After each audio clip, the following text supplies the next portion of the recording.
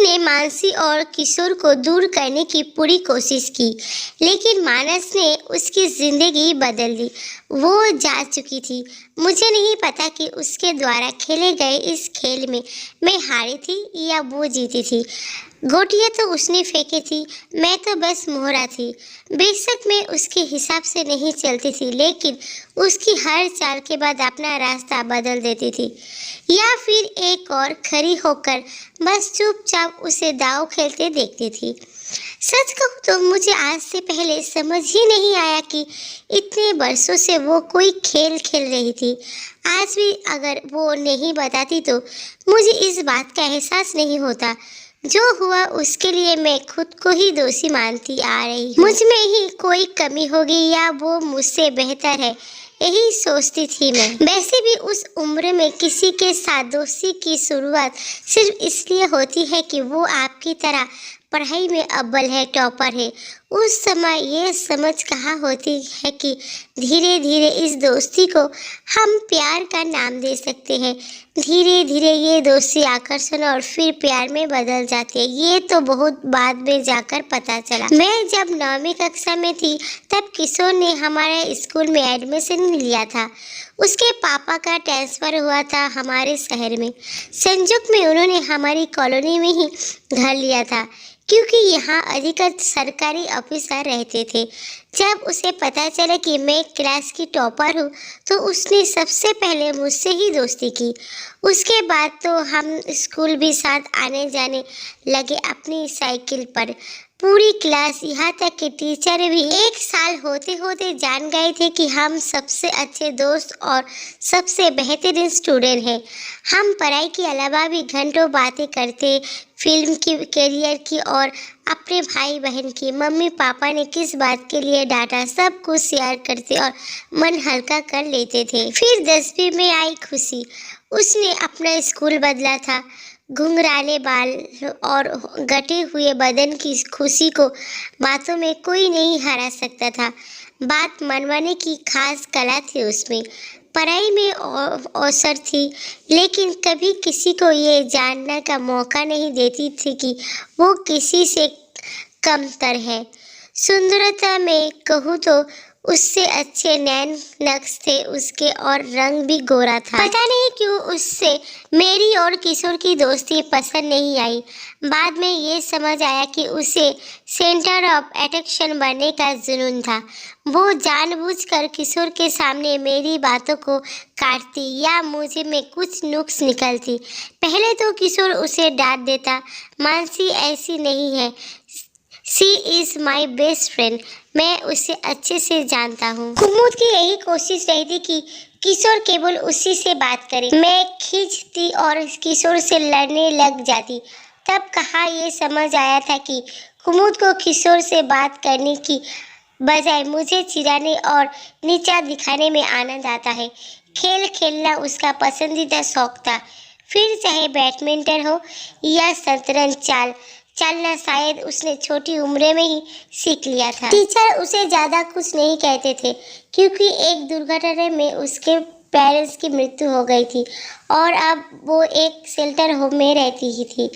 उसका सारा खर्च एक्स्टर्स उठाता था। सहानुभूति बटोरते बटोरते कुमुद ने जल्दी सीख लिया था इस होशियारी से वो किसी को भी मैनिपुलेट कर सकती है। जब हम कॉलेज ख़त्म करने के बाद दूसरे शहर में चले गए तब किशोर को भी उसने आखिर मुझसे पूरी तरह से दूर कर दिया। वो MBA कर रहा था और मैं लॉ की पढ़ाई। कुदुम भी एक MBA कर रही थी। किशोर के साथ ये मुझे पता था।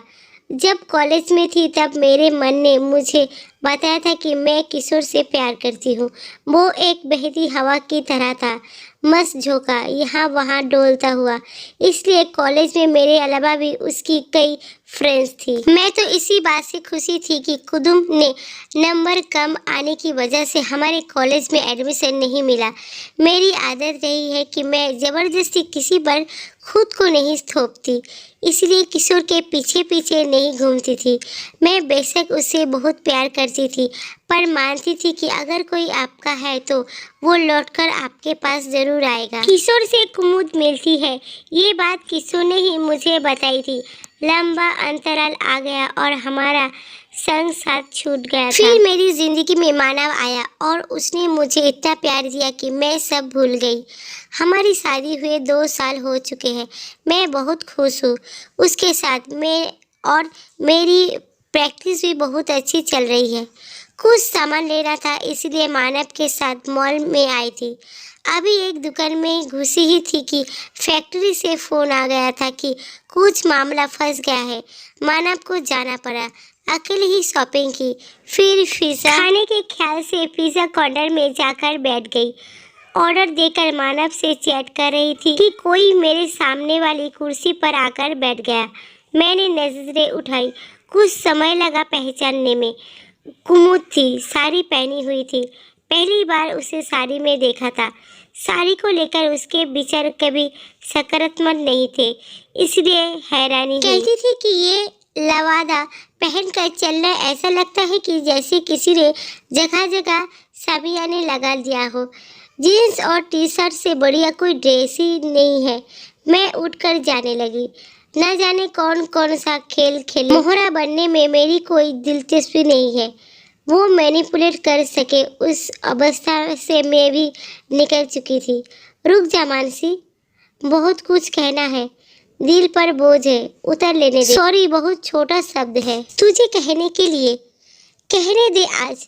ना जाने कब से ढूंढ रही हूँ तुझे। पिज़्ज़ा आ गया था। मैंने उसकी तरह बॉक्स सरकाया। वो पिज़्ज़ा कुतरने लगी। किशोर और मैं साथ नहीं है। वो बोली, मुझे कोई दिलचस्पी नहीं है तेरे या किशोर के बारे में जानने में। मेरे स्वर में करवाहट थी। इतने वर्ष बाद आखिर क्यों वो उन पुराने पन्नों को खोलना चाहती थी जो पीले पड़ गए हैं। जानती हूँ माना कि इसमें भी मेरा ही स्वार्थ है। मैंने कहा ना कि मैंने अपने दिल का बोझ हल्का करना चाहती हूँ। जब मैंने तेरे और किशोर के बीच इतनी गहरी दोस्ती देखी थी, तब सिर्फ एक चैलेंज की तरह वो ठाना था कि तुम दोनों को अलग करके रहूँगी। फिर धीरे धीरे मुझे इसमें मज़ा आने लगा। वो मेरी तरफ आकर्षित होने लगा तो मुझे लगा कि ये मेरी जीत है। मैं किसी को भी मैनिपुलेट कर सकती हूँ। बाद में वो तुझसे दूर हो गया। हमने साथ एमबीए किया। मैं उसे प्यार करने लगी थी, लेकिन धीरे धीरे समझ आया कि वो तो एक लहर की तरह है। आज इस झोड़ में तो कल उससे झोड़। असल में तुझे हराने के चक्कर में मैं ही हारी हूँ। तू तो जीत गई है। अच्छा हुआ तुझे मानव जैसा साथी मिल गया। किशोर तो कभी किसी का नहीं हो सकता, न तेरा न मेरा। वो कमिटेड नहीं है। आजकल किसी और के साथ सिंगापुर में है। जिस कंपनी के साथ उसकी कंपनी को कोलैबोरेशन हुआ है, उसी की सीईओ है। उससे सब कहकर बहुत अच्छी फील कर रही हूँ। तुझे लगा होगा कि मैंने किशोर को तुझसे छीन लिया। सोचा तो मैंने भी ऐसा ही था और गर्व भी हुआ था इस बात पर, लेकिन बहुत जल्दी ही मेरा गर्व चूर चूर हो गया था जब किशोर ने कहा कि कभी कभी मिलने तक तो ठीक है, या इसे तुम दोस्ती का नाम देना चाहो तो भी चलेगा। हम साथ पढ़ते हैं, इसलिए एक दूसरे के साथ घूमते हैं और स्कूल टाइम के साथी हैं। इससे ज़्यादा और कुछ नहीं। शादी में करना ही नहीं चाहता और तुमसे शादी करूँगा ऐसा ख्याल तो मेरे मन में कभी आया ही नहीं था। मैंने पूछा, तो क्या तुम मानसी को पसंद करते हो अभी भी, या उसी से प्यार करते हो? वो हंसा था। मानसी भी तुम्हारी तरह मेरी स्कूल टाइम की दोस्त है। बेशक वो उससे कई संपर्क नहीं है, लेकिन ना तो मैंने कभी उससे प्यार किया, ना ही कभी किसी तरह की कमेंट की। चलती हूँ। कुमुद जा चुकी थी। तभी मानव का मैसेज आया। मॉल के बाहर खड़ा हूँ, आ जाओ। तुम्हें यूं छोड़कर चला गया था। अब लॉन्ग ड्राइव पर चलते। मैं मॉल की सीढ़ियाँ उतरते हुए सोच रही थी, कौन हारा कौन जीता, क्या फर्क पड़ता है। मैं तो किशोर के दूर हो जाने को ना अपनी हार मानता था और ना ही कुमुद की जीत। तो दोस्तों, मेरी आज की कहानी आप सबको कैसी लगी?